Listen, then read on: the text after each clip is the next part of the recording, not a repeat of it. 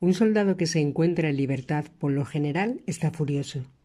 Los días y noches que ha perdido, los padecimientos y humillaciones que ha sufrido, todo eso exige una fiera venganza, un ajuste de cuentas. De modo que cuando Morton, con los brazos llenos de armas robadas, les dijo a los otros: «Vamos a pegarle fuego a esto», hubo un acuerdo inmediato, aunque quizá no lógico. Inflamados por su nueva sensación de control, los hombres se dispersaron con las armas de fuego del enemigo. Smithy hacia la entrada del pozo de la mina, Morton y Eddie hacia los barriles de aceite. El capitán fue en busca de un vehículo de transporte.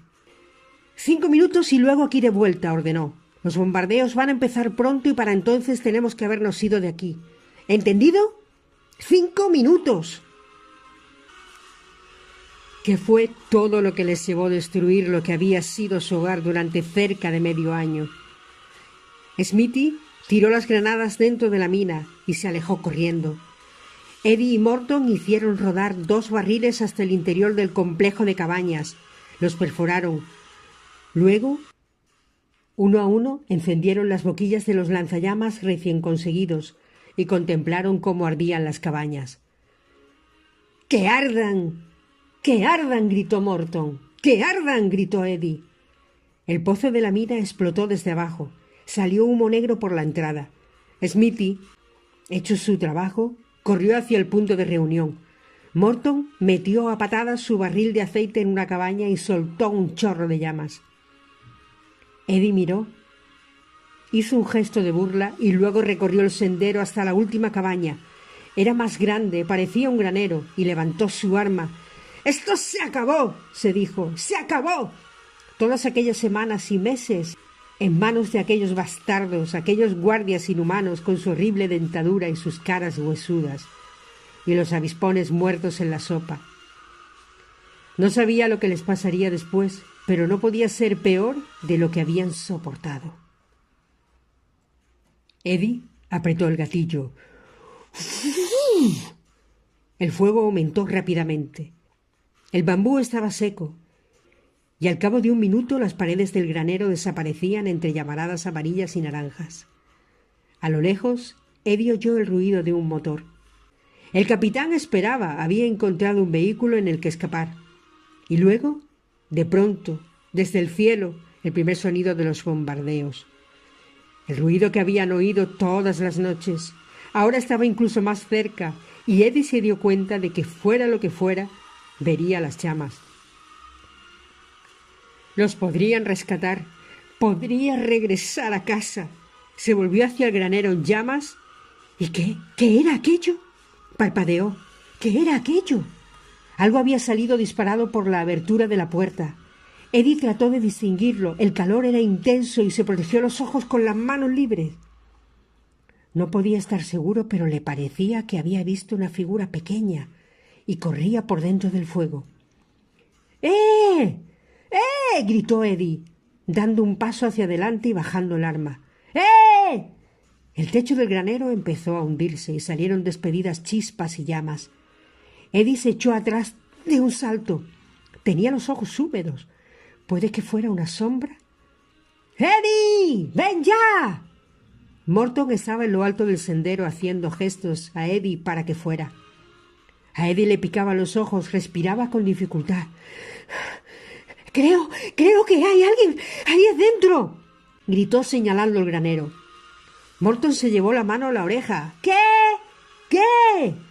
¿Hay alguien ahí dentro? Morton movió la cabeza, no podía oír. Eddie se dio la vuelta y estuvo casi seguro de que volvía a ver allí, a 4 patas, desde dentro del granero en llamas, una figura del tamaño de un niño.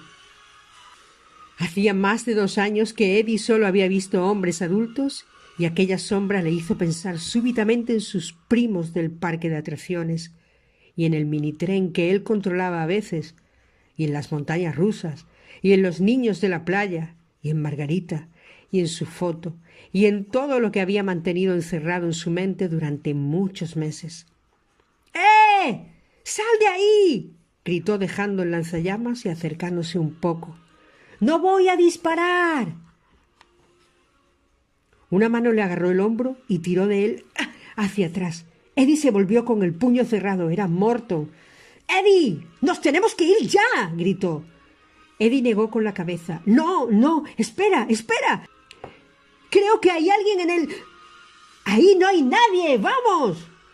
Eddie estaba desesperado. Se volvió otra vez hacia el granero. Morton le agarró de nuevo. Esta vez Eddie se volvió rápidamente y le golpeó en el pecho. Morton cayó de rodillas. A Eddie le latía la cabeza. Tenía la cara retorcida de rabia. Se volvió nuevamente hacia las llamas con los ojos casi cerrados. ¡Allí! ¿Era eso?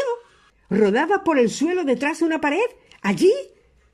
Dio un paso delante, convencido de que alguien inocente estaba ardiendo delante de sus narices. Entonces el resto del techo se hundió con estruendo, despidiendo chispas como un polvo eléctrico que llovió sobre su cabeza. En aquel instante toda la guerra brotó de él como si fuera bilis.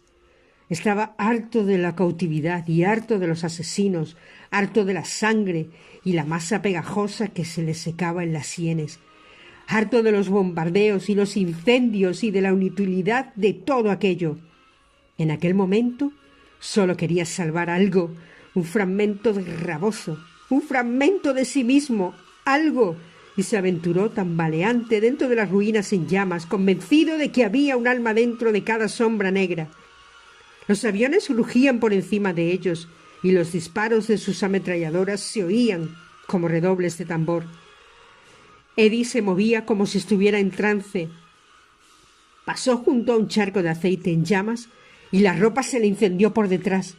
Una llama amarilla le subió por la pantorrilla y el muslo.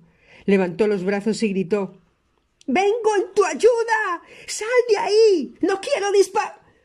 Un dolor desgarrador atravesó la pierna de Eddie. Soltó una prolongada y sonora maldición y luego cayó al suelo. De la rodilla le salía mucha sangre. Los motores de los aviones rugían. Los cielos estaban encendidos con llamas azuladas. Quedó allí caído, sangrando y quemándose con los ojos cerrados ante el intenso calor, y por primera vez en su vida sintió que estaba preparado para morir. Entonces alguien tiró con fuerza de él hacia atrás, haciéndole rodar por el suelo para apagar las llamas, y como él estaba demasiado aturdido y débil para resistirse, rodó como un saco de patatas. Pronto estaba dentro de un vehículo con sus compañeros, que le decían: —¡Resiste! ¡Resiste! Le quemaba la espalda y tenía la rodilla entumecida. Se sentía mareado y cansado, muy cansado. El capitán asentía lentamente con la cabeza mientras recordaba aquellos últimos momentos. —¿Recuerdas cómo saliste de allí? —preguntó. —La verdad es que no —dijo Eddie—. Tardamos 2 días. Unas veces estabas consciente y otras no. Perdiste mucha sangre. Pero lo conseguimos —dijo Eddie. —Claro. El capitán arrastró la palabra y la remató con un suspiro. Aquella bala te alcanzó de lleno. En realidad, nunca habían podido extraer la bala del todo. Había desgarrado varios nervios y tendones y se había hecho pedazos contra un hueso, al que fracturó verticalmente. Eddie pasó por 2 operaciones. Ninguna resolvió el problema. Los médicos dijeron que le quedaría una cojera que probablemente empeoraría con la edad, cuando se deteriorasen los huesos dañados. «Es todo lo que podemos hacer», le dijeron. ¿Lo era? ¿Quién lo podría decir? Lo único que Eddie sabía era que había despertado en una unidad médica y que su vida ya nunca fue igual. Ya no volvió a correr, ya no volvió a bailar. Peor aún, por algún motivo empezó a sentir de modo distinto las cosas. Se metió en sí mismo.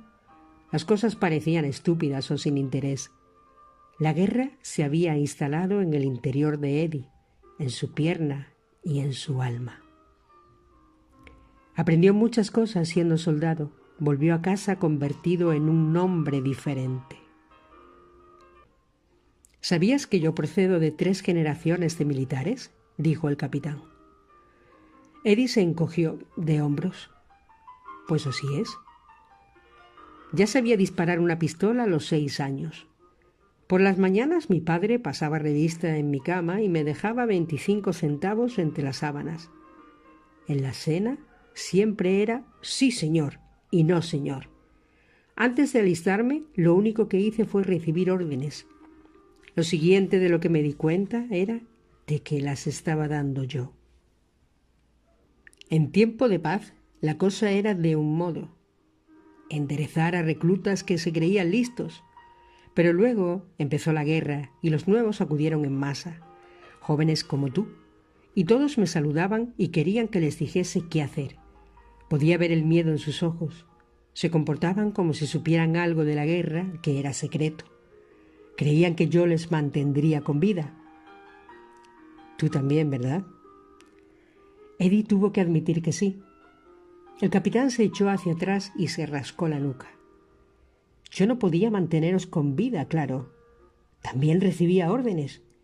Pero si no conseguía manteneros con vida, pensé que por lo menos podría manteneros unidos. En mitad de una gran guerra uno busca una idea, por pequeña que sea, en la que creer. Cuando encuentras una, te aferras a ella como un soldado se aferra a un crucifijo cuando está rezando en una trinchera. Para mí, esa idea era lo que os decía todos los días, que no abandonaría a nadie. Eddie asintió con la cabeza. Eso era muy importante, dijo. El capitán le miró fijamente. Eso espero, dijo. Se buscó en el bolsillo de la camisa, sacó otro pitillo y lo encendió. ¿Por qué ha dicho eso?, preguntó Eddie. El capitán soltó humo y señaló con la punta del cigarrillo hacia la pierna de Eddie. Porque yo fui el que te disparó, dijo. Eddie se miró la pierna que colgaba de la rama del árbol. De nuevo pudo ver las cicatrices de las operaciones y sentir el mismo dolor. Notó que dentro le fluía algo que no había sentido desde antes de la muerte, que en realidad no había sentido en muchos años. Una rabia feroz y un deseo de hacer daño a alguien. Los ojos se le empequeñecieron y miró fijamente al capitán, que le devolvió una mirada inexpresiva, como si supiera lo que estaba pasando. Dejó que el pitillo le cayera de los dedos. «Adelante», susurró. Eddie soltó un grito y arremetió contra el capitán. Los dos hombres cayeron de la rama del árbol y se deslizaron entre las tupidas lianas y enredaderas, luchando mientras caían. «¿Por qué? ¡Bastardo! ¡Bastardo! ¡Usted no! ¿Por qué?» Ahora luchaban cuerpo a cuerpo en el barro. Eddie se subió encima del pecho del capitán y le golpeó repetidamente en la cara. El capitán no sangraba. Eddie le agarró por el cuello y le golpeó el cráneo contra el barro. El capitán no pestañeaba. En vez de eso, se movía de un lado a otro a cada puñetazo, dejando que Eddie descargara su rabia. Finalmente, con un brazo agarró a Eddie y lo apartó. «¿Por qué?», dijo tranquilamente agarrando a Eddie por el codo. «Te habríamos perdido en aquel incendio. Habrías muerto y no era tu hora». Eddie jadeó con fuerza. ¿Mi hora? El capitán continuó. «Estabas obsesionado con entrar allí. Casi dejas fuera de combate a Morton cuando intentó impedírtelo. Nos quedaba un minuto para irnos y, maldita sea, eras demasiado fuerte para luchar contigo cuerpo a cuerpo». Eddie notó un arranque final de rabia y agarró al capitán por el cuello. Se lo acercó, vio sus dientes amarillos del tabaco. «¡Mi pierna!», soltó encolerizado. «¡Mi vida!». «Te disparé a la pierna», dijo el capitán tranquilamente, «para salvarte la vida». Eddie le soltó y cayó exhausto hacia atrás. Le dolían los brazos, la cabeza le daba vueltas. Durante muchos años le había obsesionado aquel momento, aquel error que cambió toda su vida. En aquella cabaña no había nadie. ¿En qué estaba pensando yo? Si no hubiera entrado allí, su voz se convirtió en un susurro. ¿Por qué no morí entonces? No se abandona a nadie, ¿recuerdas? Dijo el capitán. Lo que te pasó a ti ya lo había visto antes. Un soldado llega a un punto determinado y luego ya no puede seguir. A veces pasa en plena noche. Un hombre sale de su tienda y empieza a andar, descalzo, medio desnudo, como si volviera a casa, como si viviera a la vuelta de la esquina. A veces ocurre en pleno combate. El hombre deja caer su arma y se queda con los ojos en blanco. Ha terminado. Ya no puede luchar más. Habitualmente le alcanza un disparo. En tu caso, pasó lo mismo. Te viniste abajo delante de un incendio 1 minuto antes de que nos hubiéramos ido de ese sitio. Yo no podía dejar que te quemaras vivo. Imaginé que la pierna se curaría. Te sacamos de allí y los otros te llevaron a la unidad médica. La respiración de Eddie le sonaba como un martillo dentro del pecho. Tenía la cabeza manchada de barro y de hojas. Le llevó un momento hacerse cargo de lo último que había dicho el capitán. ¿Los otros?, dijo Eddie. ¿A qué se refiere con los otros? El capitán se levantó, se quitó una rama de la pierna. ¿Me volviste a ver?, preguntó. Eddie no lo había vuelto a ver. A él le habían llevado en avión al hospital militar y al final, debido a sus problemas de salud, lo licenciaron y lo devolvieron a Estados Unidos. Se había enterado meses después de que el capitán no había salido con vida, pero imaginó que fue en un combate posterior con otra unidad. Al final recibió una carta con una medalla dentro, pero Eddie la dejó a un lado, sin abrir. Los meses posteriores a la guerra fueron oscuros y duros, y se olvidó de detalles que no tenían interés en recordar. Finalmente cambió de dirección. «Ya te lo he dicho antes», dijo el capitán. «¿Tétanos? ¿Fiebre amarilla? ¿Todas aquellas inyecciones? Solo una gran pérdida de tiempo». Asintió con la cabeza, mirando a algún lugar por encima del hombro de Eddie. Este se volvió para mirar.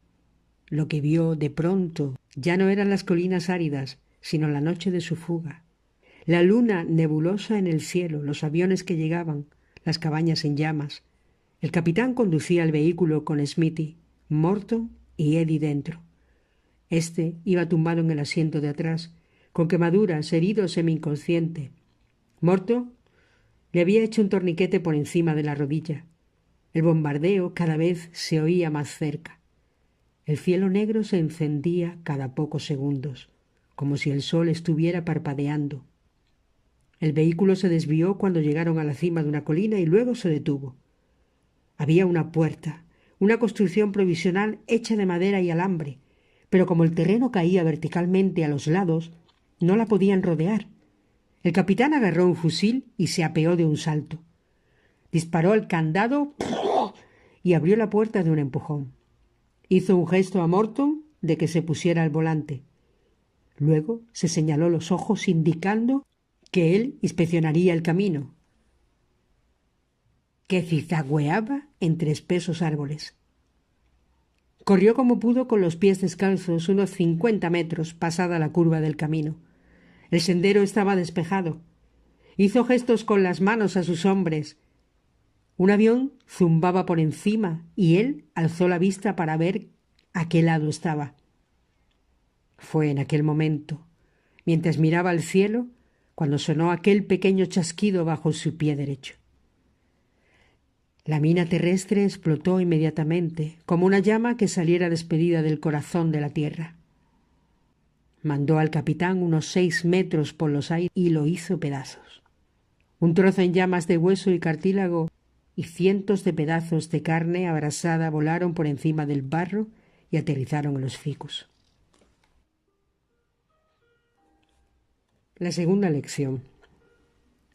«Dios santo», dijo Eddie cerrando los ojos y echando la cabeza hacia atrás. «Dios, Dios, no lo sabía, señor. Es terrible, es espantoso». El capitán asintió con la cabeza y apartó la vista. Las colinas habían recuperado su aridez. Los huesos de animal, la carreta rota y los restos quemados de la aldea. Eddie se dio cuenta de que aquel era el sitio donde estaba enterrado el capitán. No tuvo funeral, ni ataúd. Simplemente su esqueleto despedazado quedó cubierto por el barro. «Ha estado esperando aquí todo este tiempo», susurró Eddie. «El tiempo», dijo el capitán, «no es lo que tú crees». Se sentó al lado de Eddie. Morir no es el final de todo. Creemos que lo es, pero lo que pasa en la tierra solo es el comienzo. Eddie parecía perdido. «Imagino que es como en la Biblia, el acuerdo de Adán y Eva», dijo el capitán. «La primera noche de Adán en la tierra, cuando se tumba a dormir, cree que ha terminado todo, ¿no? No sabe lo que es el sueño. Se le cierran los ojos y cree que deja este mundo, ¿no? Solo que no pasa eso. Se despierta la mañana siguiente y tiene un mundo nuevo del que ocuparse. Pero tiene además otras cosas. Tiene su ayer». El capitán sonrió.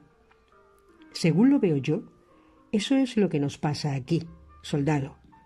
El cielo es eso. Uno se entera de cuál es el sentido de su ayer». Sacó la funda de los cigarrillos, que era de plástico, y le dio un golpecito con el dedo. «¿Me sigues?» Yo nunca he sido demasiado bueno explicándome. Eddie observó atentamente al capitán. Siempre había creído que era mucho mayor que él, pero ahora, sin el polvo del carbón en la cara, Eddie se fijó en las escasas arrugas de su piel y en su cabeza llena de pelo negro. Solo debía de tener unos 30 años. «¿Usted ha estado aquí desde que murió?», dijo Eddie. «Pero eso es el doble de lo que vivió». El capitán asintió con la cabeza. «Te he estado esperando». Eddie bajó la vista. «Es lo que dijo el hombre azul». «Bien, también él te estuvo esperando. Era parte de tu vida, parte del por qué has vivido y de cómo lo has hecho, parte de la historia que necesitabas saber, pero él te la contó y ahora está más allá y dentro de un momento yo también me iré. De modo que escucha, porque esto es lo que necesitabas saber de mí». Eddie notó que se le enderezaba la espalda. «Sacrificio», dijo el capitán. «Tú hiciste uno, yo hice otro. Todos los hacemos. Pero tú estabas enfadado por haberlo hecho. No dejabas de pensar en lo que habías perdido. No lo entendías. El sacrificio es parte de la vida. Es algo que debe asumirse. No es algo que se debe lamentar. Es algo a lo que debemos aspirar. Pequeños sacrificios, grandes sacrificios. Una madre trabaja para que sus hijos puedan ir al colegio. Una hija vuelve a casa para cuidar a su padre enfermo. Un hombre va a la guerra». Se interrumpió durante un momento y miró al nebuloso cielo gris. «Rabozo no murió por nada, ¿sabes? Se sacrificó por su país y su familia lo supo. Y su hermano pequeño llegó a ser un buen soldado y un gran hombre gracias a su ejemplo. Yo tampoco morí por nada. Aquella noche todos podríamos haber pasado por encima de aquella mina. Entonces habríamos desaparecido los 4. Eddie movió la cabeza con incredulidad. «Pero usted», bajó la voz. «Usted perdió la vida». El capitán chasqueó la lengua. «Esa es la cuestión. A veces, cuando uno sacrifica algo precioso, en realidad no lo está perdiendo. Simplemente se lo está dando a otro». El capitán anduvo hasta el casco. Las placas de identificación y el fusil todavía clavado en el suelo. La tumba simbólica. Se puso el casco y las placas debajo de un brazo. Luego sacó el fusil del barro y lo lanzó como una jabalina. Nunca cayó a tierra. Se elevó en el cielo y desapareció. El capitán se dio la vuelta. «Te disparé». «De acuerdo», dijo. Y tú perdiste algo, pero también ganaste algo. Todavía no te has dado cuenta, yo también gané algo. ¿Qué? Tenía que mantener mi promesa. No te abandoné. Alzó la palma de la mano. ¿Me perdonas lo de la pierna? Eddie pensó durante un momento. Pensó en la amargura que después de su herida, en su cólera por todo lo que había perdido. Luego pensó en lo que había perdido el capitán y se sintió avergonzado. Le ofreció la mano. El capitán la estrechó enérgicamente. Esto es lo que había estado esperando. De pronto, las espesas lianas cayeron de las ramas del ficus y con un siseo se fundieron con el suelo. Brotaron ramas nuevas, sanas, que se extendieron instantáneamente, de hojas suaves y brillantes y de brotes de frutos. El capitán se limitó a levantar la vista, como si hubiera estado esperando ese momento. Luego, utilizando las palmas de la mano, se limpió el polvo del carbón que le quedaba en la cara. «Capitán», dijo Eddie. «¿Sí? ¿Por qué aquí? Usted pudo elegir cualquier sitio donde esperar, ¿verdad?» Es lo que dijo el hombre azul. Entonces, ¿por qué este sitio? El capitán sonrió. Porque yo morí en combate. Me mataron en estas colinas. Me fui del mundo sin conocer nada que no fuera de la guerra. Conversaciones sobre la guerra, planes de guerra, una familia de guerreros. Deseaba ver cómo era el mundo sin guerra. Cómo era antes de que empezáramos a matarnos unos a otros. Eddie paseó la vista alrededor. Pero esto es la guerra. Para ti. Pero nuestros ojos son distintos, dijo el capitán. Lo que ves tú no es lo que yo veo. Levantó una mano y el desolado paisaje se transformó. Los escombros se fundieron, los árboles crecieron y se extendieron. El suelo de barro quedó cubierto de hierba verde exuberante. Las nubes oscuras se abrieron como telones que se descorren y dejaron ver un cielo color zafiro. Una ligera neblina blanca caía sobre las copas de los árboles y el sol, de color de melocotón, colgaba brillante por encima del horizonte, reflejado en los océanos centellantes que ahora rodeaban la isla. Esta era belleza pura, sin contaminar, intacta. Eddie miró a su antiguo capitán, cuya cara estaba limpia y cuyo uniforme de pronto estaba planchado.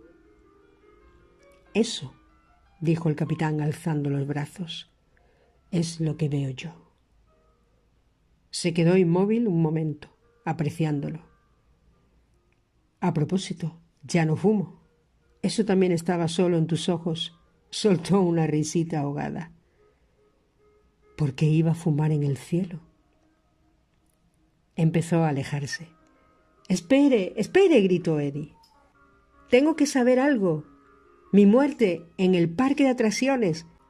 ¿Se salvó la niña? Noté sus manos, pero no consigo recordar».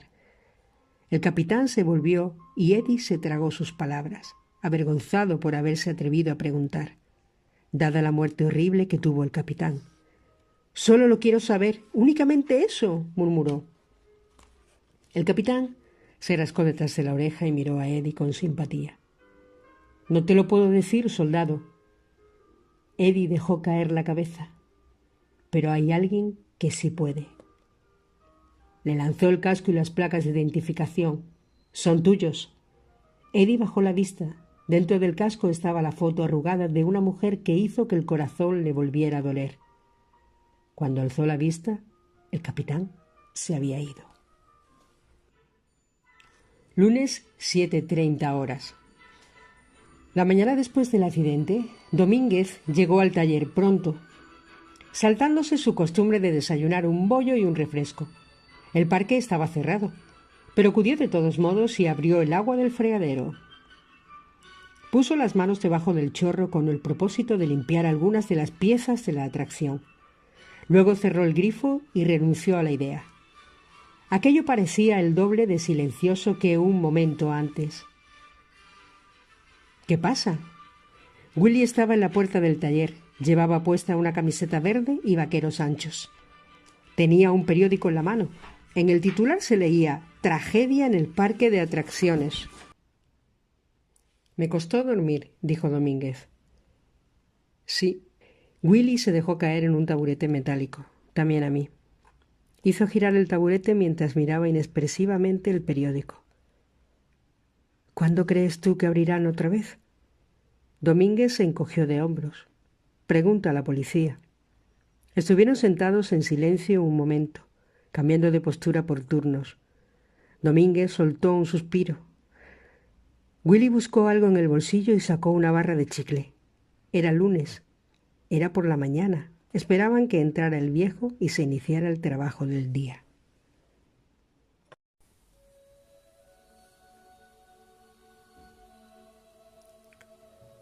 La tercera persona que Eddie encuentra en el cielo.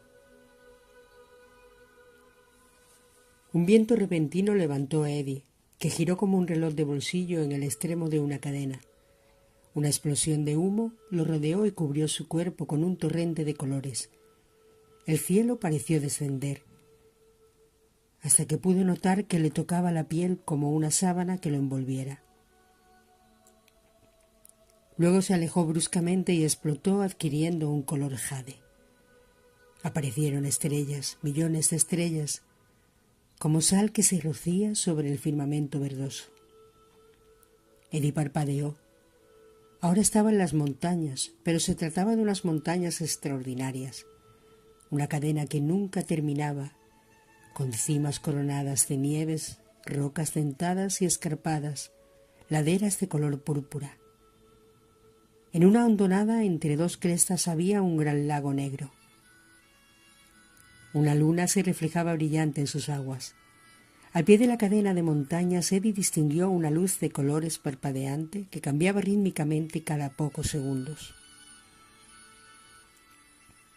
Avanzó en aquella dirección y se dio cuenta de que estaba hundido en la nieve hasta la pantorrilla. Alzó el pie y lo sacudió con fuerza. Los copos se desprendieron soltando destellos dorados. Cuando los tocó, no estaban ni fríos ni húmedos. ¿Dónde estoy ahora?, pensó Eddie. Una vez más revisó su cuerpo apretándose los hombros, el pecho, el estómago. Los músculos de su brazo seguían siendo tensos, pero la parte central del cuerpo estaba más floja con algo de grasa. Dudó. Luego se apretó la rodilla izquierda. Sintió un fuerte dolor e hizo una mueca. Esperaba que después de separarse del capitán, su herida desapareciera, pero al parecer había vuelto a ser el hombre que había sido en la tierra, con cicatrices, michelines y todo. ¿Por qué el cielo hacía que uno volviera a vivir su propia decadencia física? Siguió las luces parpadeantes de debajo de la estrecha cadena de montañas. Aquel paisaje, desnudo y silencioso, quitaba la respiración. Se ajustaba más a cómo había imaginado el cielo. Por un momento se preguntó si ya habría terminado, si el capitán no se habría equivocado, si no habría más personas con las que encontrarse. Avanzó por la nieve bordeando una roca hasta un gran claro de donde procedían las luces. Volvió a parpadear, esta vez con incredulidad. Allí, en el campo nevado, aislado, había una construcción que parecía un furgón con el exterior de acero inoxidable y el techo rojo en forma de barril. Un rótulo parpadeaba encima. ¡Comidas! Un restaurante. Eddie había pasado muchas horas en sitios como aquel. Todos parecían el mismo. Asientos de respaldo alto, mesas brillantes, una hilera de ventanas con cristales pequeños en el lateral, que desde fuera hacían que los clientes parecieran pasajeros de un vagón de tren. Eddie distinguía ahora las figuras por esas ventanas. Eran personas que hablaban y gesticulaban. Avanzó hasta los escalones cubiertos de nieve y llegó a la puerta de doble hoja de cristal. Miró dentro. Una pareja de personas mayores estaba sentada a su derecha tomando tarta. No se fijaron en él. Otros clientes estaban sentados en sillas giratorias en la barra de mármol o en las mesas, con sus abrigos en percheros. Parecían de décadas diferentes. Eddie vio a una mujer con un vestido de cuello cerrado de la década de 1930 y a un joven con un signo de la paz de los años 60 tatuado en el brazo. Muchos de los clientes parecía que habían sido heridos. A un negro con camisa de trabajo le faltaba un brazo. Una adolescente tenía una cuchillada cruzándole el rostro. Ninguno de ellos miró cuando Eddie dio un golpecitos en la ventana. Vio a cocineros con gorros blancos de papel y fuentes con comida humeante a la espera de ser servida en el mostrador. Comida de colores de lo más apetitoso, salsas de color rojo oscuro, cremas amarillas. Desplazó la mirada hacia la última mesa de la esquina derecha. Quedó paralizado. No podía creer lo que estaba viendo. No, se oyó susurrar a sí mismo. Se dio la vuelta y se apartó de la puerta. Aspiró profundamente. El corazón le latía con fuerza. Giró y volvió a mirar. Luego golpeó los cristales enloquecidamente. «¡No!», gritó Eddie. «¡No, no!», golpeó hasta que estuvo seguro de que iba a romper el cristal. «¡No!», siguió gritando hasta que la palabra que quería, una palabra que no había pronunciado en décadas, finalmente se le formó en la garganta. Luego gritó aquella palabra. La gritó tan fuerte que la cabeza empezó a dolerle, pero la figura de la mesa siguió sentada, ajena, con una mano encima del tablero, la otra sujetando un puro, sin levantar la vista en ningún momento. Aunque Eddie gritó muchas veces, una y otra vez: «¡Papá! ¡Papá! ¡Papá!». El cumpleaños de Eddie es hoy. En el oscuro y esterilizado pasillo del hospital militar, la madre de Eddie abre la caja blanca de la confitería y arregla las velas de la tarta, poniéndolas derecha, 12 a un lado, 12 al otro. Los demás, el padre de Eddie, Joe, Margarita, Mickey, sí, están a su alrededor. La miran. ¿Tiene alguien una cerilla?, susurra. Se dan golpecitos en los bolsillos. Mickey saca una caja de su chaqueta y al hacerlo se le caen al suelo 2 pitillos sueltos. La madre de Eddie enciende las velas. Suena un ascensor al fondo del pasillo. Sacan una camilla con ruedas. ¿Todos preparados? ¿Vamos?, dice la madre de Eddie. Las pequeñas llamas vacilan cuando se mueven todos a la vez. El grupo entra en la habitación de Eddie con cuidado. «¡Cumpleaños feliz! ¡Cumpleaños feliz!». El soldado de la cama de al lado se despierta gritando: «¿Qué demonios pasa?». Se da cuenta de dónde está y se deja caer de nuevo, avergonzado. La canción, una y otra vez interrumpida, parece difícil de retomar y solo la voz de la madre de Eddie, temblorosa y sola, es capaz de continuar. «¡Cumpleaños feliz! ¡Eddie! ¡Eddie, querido!». Luego, rápidamente: «¡Cumpleaños feliz!». Eddie se incorpora apoyándose en la almohada. Tiene las quemaduras vendadas, la pierna con una larga escayola. Hay un par de muletas junto a la cama. Él mira aquellos rostros como si estuviera consumido por el deseo de echar a correr. «Joe», se aclara la voz. «Bueno, oye, tienes un aspecto estupendo», dice. Los otros se muestran de acuerdo. «Bueno, sí, muy bueno». «Tu madre te trajo una tarta», susurra Margarita. La madre de Eddie da unos pasos hacia adelante, como si le tocara hacerlo. Ofrece a Eddie la tarta. Eddie murmura: «Gracias, mamá». Ella pasea la vista alrededor. ¿Dónde la puedo dejar? Mickey agarra una silla. Joe despeja una pequeña mesita de noche. Margarita aparta las muletas de Eddie. Su padre es el único que no se mueve, solo por moverse. Está quieto junto a una pared oscura, con la chaqueta en el brazo, y mira la pierna de Eddie escayolada del muslo a la pantorrilla.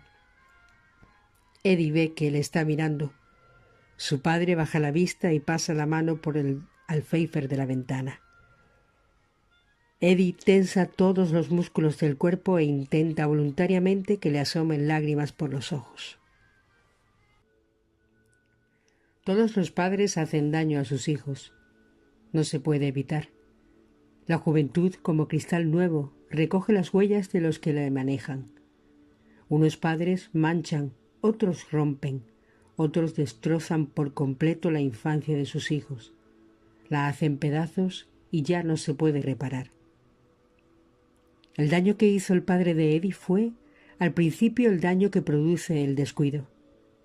Cuando era muy pequeño, a Eddie su padre le cogía en brazos raramente y ya de niño, por lo general, le agarraba por el brazo menos con amor que con enojo. Su madre le proporcionaba ternura. Su padre estaba más por la disciplina. Los sábados el padre le llevaba al parque de atracciones.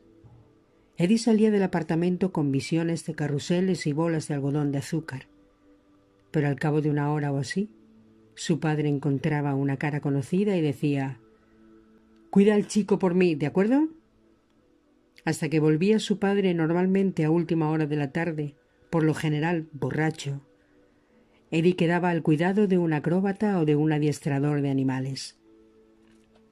Con todo, durante horas interminables de su juventud, Eddie esperaba atraer la atención de su padre, sentado en las barandillas o puesto de cuclillas encima de una de las cajas de herramienta del taller de mantenimiento. Muchas veces decía: «¿Puedo ayudar? ¿Puedo ayudar?». Pero el único trabajo que le confiaba era que entrara a cuatro patas debajo de la noria por la mañana, antes de que abrieran el parque, a recoger las monedas que se hubieran caído de los bolsillos de los que habían subido la tarde anterior. Al menos 4 tardes a la semana su padre jugaba a las cartas. En la mesa había dinero, botellas y cigarrillos. Y suponía que ciertas obligaciones, las obligaciones de Eddie, era sencilla: no molestar. Una vez trató de ponerse junto a su padre y mirarle las cartas, pero el hombre dejó el puro y sonó como el trueno, al tiempo que le pegaba en la cara con el dorso de la mano. «Deja de echarme el aliento», dijo. Eddie se echó a llorar y su madre le atrajo, agarrándole por la cintura. Miró enfadada a su marido. El niño nunca volvió a ponerse tan cerca. Otras noches, cuando las cartas eran malas, las botellas se habían vaciado y su madre ya estaba dormida, su padre entraba como un trueno en el dormitorio de Eddie y Joe. Se abalanzaba sobre los pobres muchachos y los lanzaba contra la pared. Luego hacía que sus hijos se tumbasen boca abajo en la cama mientras él se quitaba el cinturón. Y luego les azotaba el trasero al tiempo que les gritaba que estaban gastando su dinero en porquerías. Eddie rezaba para que se despertara su madre, pero incluso las veces que se despertaba, su padre le advertía que no se metiera en aquello.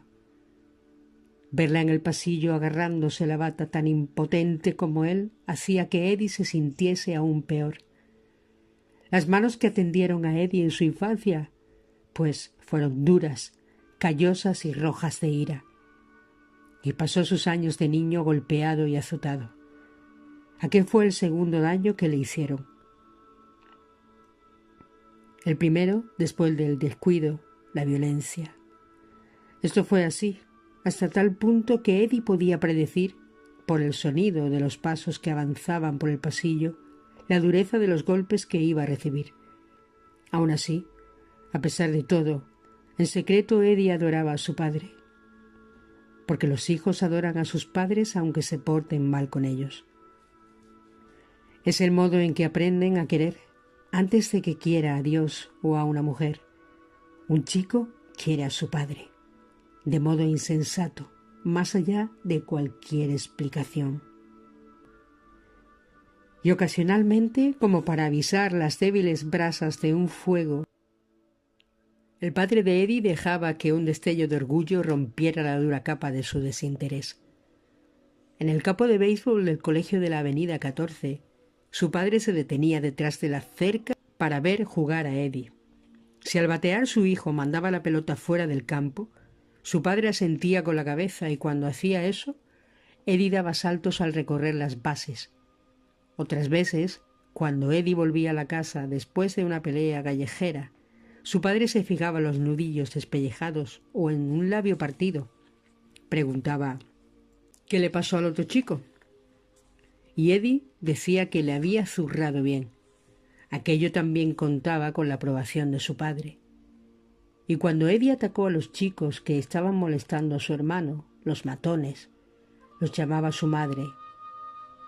Joe estaba avergonzado y se escondía en su habitación, pero su padre dijo: no te preocupes por él, tú eres el fuerte. Protege a tu hermano, no dejes que nadie le toque. Cuando Eddie empezó a ir al instituto, durante el verano, hacía el mismo horario de su padre y se levantaba antes que el sol y trabajaba en el parque hasta que caía la noche.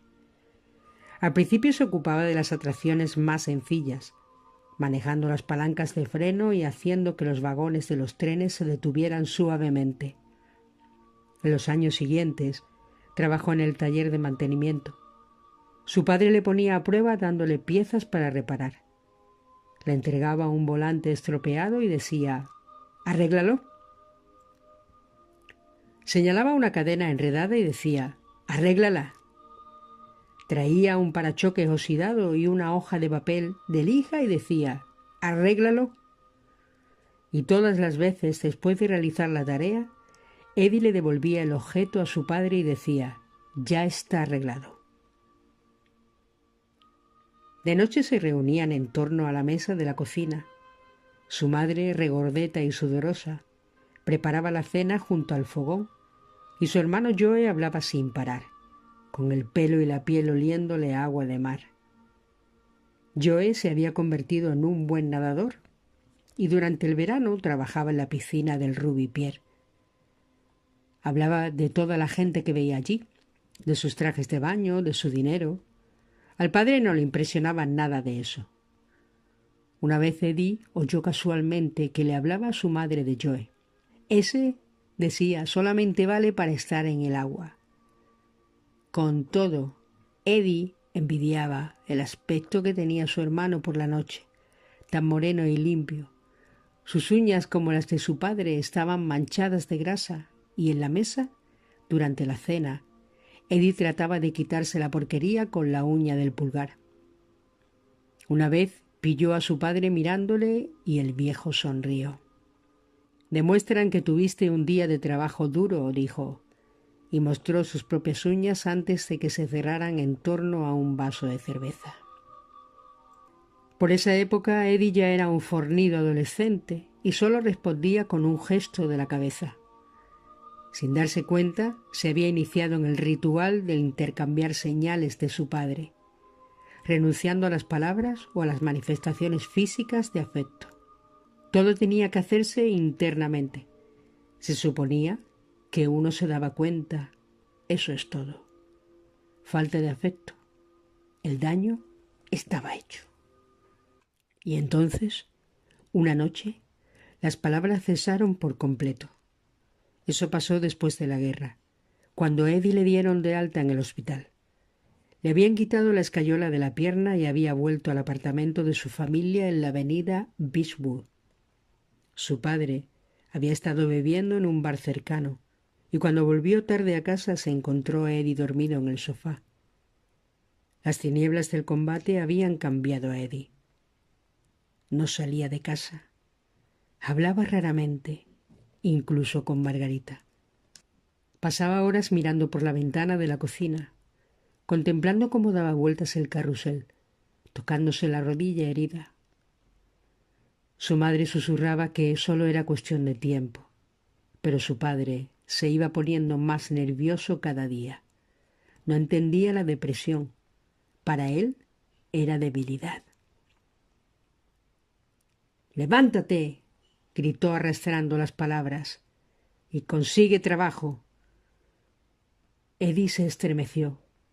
Su padre volvió a gritar: «¡Levántate y consigue trabajo!». El viejo se tambaleaba, pero se acercó a Eddie y le empujó. «¡Levántate y consigue trabajo! ¡Levántate y consigue trabajo! ¡Levántate y consigue trabajo!». Eddie se incorporó apoyándose en los codos. «¡Levántate y consigue trabajo! ¡Levántate y... ¡Basta!», gritó Eddie poniéndose de pie, ignorando el dolor de la rodilla.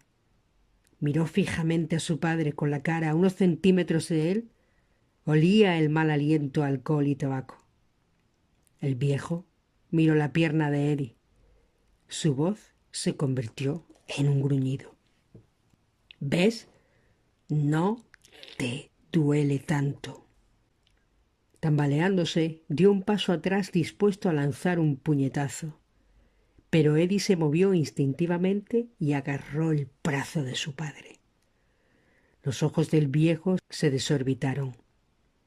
Era la primera vez que Eddie se defendía, la primera vez que hacía algo en lugar de limitarse a recibir una paliza como si la mereciera.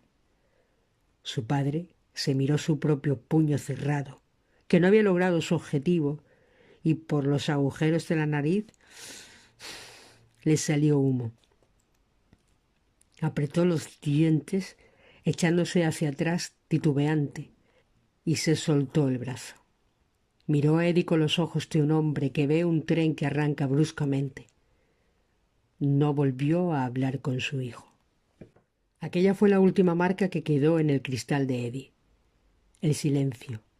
El silencio se cernió sobre los años que quedaban. Su padre guardó silencio cuando Eddie se trasladó a su propio apartamento. Guardó silencio en su boda. Guardaba silencio cuando él iba a ver a su madre. Esta suplicaba, lloraba e imploraba a su marido que cambiara de actitud, que lo olvidara, pero él solo le decía con las mandíbulas apretadas lo que les decía a otros que le habían hecho la misma petición. «Ese chico levantó su mano contra mí». Y aquello era el fin de la conversación. Todos los padres hacen daño a sus hijos.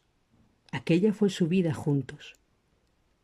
Abandono, violencia, silencio, y ahora, en un lugar de más allá de la muerte, Eddie se desplomó contra una pared de acero inoxidable y cayó en la nieve, herido de nuevo por el rechazo de un hombre cuyo cariño, casi inexplicablemente, todavía ansiaba. Un hombre que le ignoraba, incluso en el cielo, su padre. El daño estaba hecho. «No te enfades», dijo una voz de mujer. «No te puede oír». Eddie alzó la cabeza bruscamente. Una anciana estaba parada delante de él en la nieve. Tenía la cara demacrada, las mejillas hundidas y los labios pintados de rojo, y su pelo blanco, peinado tirante hacia atrás, era tan escaso que en ciertas partes se distinguía el cuero cabelludo. Llevaba unas gafas de montura metálicas, tras las cuales se veían sus pequeños ojos azules. Eddie no conseguía recordarla. Su ropa era de antes de su época. Un vestido hecho de seda y gasa, con un corpiño tachonado de cuentas blancas que se le cerraba en un lazo de terciopelo justo debajo del cuello. La falda tenía un cinturón de piedras preciosas falsas y había automáticos y enganches a un lado. Mantenía una postura elegante, sujetando una sombrilla con las dos manos. Eddie supuso que había sido rica. «No siempre fui rica», dijo ella sonriendo, como si le hubiera oído. «Me crié casi como tú, en uno de los arrabales de la ciudad, y me vi obligada a dejar de estudiar a los 14 años. Tuve que trabajar. Y lo mismo mis hermanas. Entregábamos cada centavo a la familia». Eddie la interrumpió. No quería oír otra historia. «¿Por qué no me puede oír mi padre?», preguntó. La mujer sonrió. «Porque su espíritu, sano y salvo, es parte de mi eternidad. Pero él no está aquí. tú sí. ¿Porque mi padre tiene que estar a salvo para usted? Ella hizo una pausa. Ven, dijo. De pronto estaban al pie de la montaña. La luz del restaurante era solo una mota, como una estrella que hubiera caído dentro de una grieta. Hermoso, ¿verdad?, dijo la anciana. Eddie siguió su mirada. Había algo en ella, como si hubiera visto su fotografía en alguna parte. ¿Es usted mi tercera persona? Lo soy, dijo ella. Eddie se rascó la cabeza. ¿Quién era aquella mujer? Del hombre azul y del capitán tenía al menos algún recuerdo del papel que habían desempeñado en su vida. ¿Por qué una desconocida? ¿Por qué ahora? Eddie alguna vez había supuesto que la muerte significaría reunirse con los que se fueron antes que tú. Había asistido a muchos entierros, sacado brillo a sus zapatos negros de vestir, buscado su sombrero y luego permanecido quieto en un cementerio haciéndose la misma pregunta, desesperada. ¿Por qué se van ellos y yo sigo aquí todavía? Su madre, su hermano, sus tíos y tías, su amigo Noel, Margarita. Un día, decía el sacerdote, nos reuniremos todos en el reino de los cielos. ¿Dónde estaban? Entonces, ¿dónde estaban si aquello era el cielo? Eddie examinó a aquella extraña anciana. Se sentía más solo que nunca. ¿Puedo ver la tierra?, susurró. Ella negó con la cabeza. ¿Puedo hablar con Dios? Eso siempre lo puedes hacer. Eddie dudó antes de hacer la siguiente pregunta. ¿Puedo volver? Ella le miró entrecerrando los ojos. ¿Volver? Sí, volver, dijo Eddie. A mi vida, a aquel último día. ¿Puedo hacer algo? ¿Puedo prometer que seré bueno? ¿Puedo prometer que siempre iré a la iglesia? ¡Algo! ¿Por qué? La mujer se encogió de hombros. ¿Moriste?, dijo la anciana sonriendo. ¿Te fuiste? ¿Desapareciste? ¿Te encontraste con el hacedor? Morí, dijo soltando el aire, y eso es lo único que recuerdo. Luego usted, nosotros, todo esto. No se suponía que tendría paz cuando muriera. ¿Tienes paz?, dijo la anciana, cuando la tienes contigo misma. No, dijo Eddie negando con la cabeza. No, no es así. Pensó en hablarle del nerviosismo que había sentido todos los días desde la guerra, de los malos sueños, de la incapacidad para interesarse realmente por algo, de las veces que había ido solo a los muelles y había visto a los peces dentro de las grandes redes de cuerda, sintiéndose inquieto porque se veía a sí mismo en aquellas indefensas criaturas, atrapado y sin posibilidad de escape. No le contó eso a la mujer. Se limitó a decir: «No quiero ofenderla, señora, pero ni siquiera sé quién es usted». «Pues yo sí te conozco a ti», dijo ella. Eddie lanzó un suspiro. «¿Sí? ¿Y cómo es eso?» «Bien», dijo ella, «si tienes un momento». Entonces ella se sentó, aunque no había nada en lo que sentarse. Se limitó a quedarse sentada en el aire.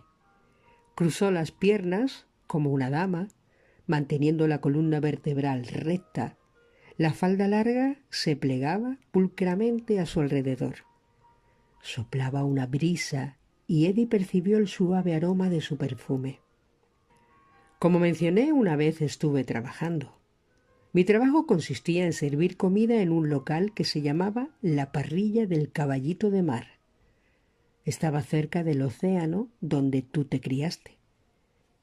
Quizá lo recuerdes. Hizo un gesto con la cabeza hacia el restaurante y Eddie lo recordó todo. Claro, Aquel sitio solía desayunar allí. Un local grasiento, se decía. Lo derribaron años atrás. ¿Usted? Dijo Eddie casi riendo. ¿Era usted camarera en el Caballito de Mar? Así es, dijo ella con orgullo. Servía a los trabajadores del puerto su café y a los estibadores bollos y bacon. En aquellos años yo era una chica muy atractiva, debería añadir. Rechacé muchas proposiciones. Mis hermanas me regañaban. ¿Quién eres tú para elegir tanto? Decían. Consigue un hombre antes de que sea demasiado tarde. Entonces, una mañana, el caballero de aspecto más distinguido que yo había visto en mi vida cruzó la puerta. Llevaba un traje a rayas y un sombrero hongo. Tenía el pelo oscuro, cuidadosamente cortado, y su bigote ocultaba una sonrisa constante. Asintió con la cabeza cuando le serví y traté de no mirarle. Pero cuando habló con su colega, oí su risa intensa, confiada. Le pillé 2 veces mirando en mi dirección. Cuando pagó su cuenta, me dijo que se llamaba Emil y me preguntó si me podía llamar. Comprendí, justo entonces, que mis hermanas ya no tendrían que decirme que tomara una decisión. Nuestro noviazgo fue maravilloso, pues Emil era un hombre de posibles. Me llevó a sitios en los que yo nunca había estado. Me compró ropa que yo nunca había imaginado tener algún día. Me invitó a comer cosas que nunca había probado en mi vida de pobre. Emil se había hecho rico rápidamente, debido a intervenciones en madera y acero. Debido a inversiones en madera y acero. Era derrochador. Le gustaba correr riesgos y no tenía límites cuando se le ocurría una idea. Supongo que por eso le atrajo una chica pobre como yo. Aborrecía a los que habían nacido ricos y les gustaba hacer cosas que la gente sofisticada nunca haría. Una de esas cosas era frecuentar los locales de la costa. Le gustaban las atracciones, las comidas sabrosas, los gitanos, los adivinos, los que calculaban tu peso y las buceadoras. A los dos nos encantaba el mar. Un día, mientras estábamos sentados en la arena, con las olas rompiendo suavemente a nuestros pies, me pidió que me casara con él. Yo no cabía en mí de alegría. Le dije que sí y oímos los sonidos de niños que jugaban en el océano. Emil se lanzó una vez más y juró que pronto construiría un parque de atracciones solo para mí, para que quedara constancia de aquel momento, para que permaneciéramos jóvenes siempre. La anciana sonrió. Emil mantuvo su promesa. Unos años después hizo un trato con la compañía de ferrocarriles, que andaba buscando el modo de aumentar el número de viajeros los fines de semana. Por eso se construyeron la mayoría de los parques de atracciones, ¿sabes? Eddie asintió con la cabeza. Lo sabía. La mayoría de la gente no. La mayoría creía que los parques de atracciones los habían construido duendes con bastones de caramelo.